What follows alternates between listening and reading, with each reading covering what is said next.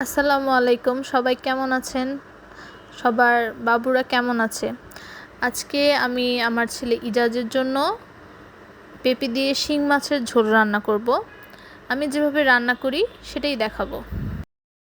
শিং মাছ রান্না করতে আমার লাগবে পেঁয়াজ কুচি, পেঁপে, শিং মাছ, অল্প হলুদ গুঁড়ো, অল্প জিরা গুঁড়া এবং সামান্য আদা রসুন বাটা।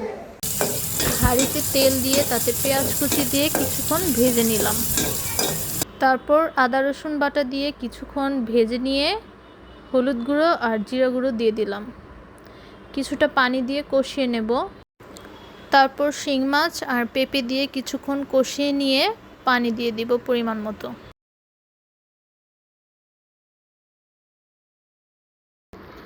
ঢাকনা দিয়ে ঢেকে পেঁপে আর শিং মাছ সিদ্ধ করে নেব। যেহেতু আমার বাচ্চার বয়স 1 বছর প্লাস, তাই আমি লবণ অ্যাড করেছি। যাদের বাচ্চার বয়স 1 বছরের কম তারা লবণ দিবেন না। আমাদের পেঁপে দিয়ে শিং মাছ রান্নাটা তৈরি হয়ে গিয়েছে।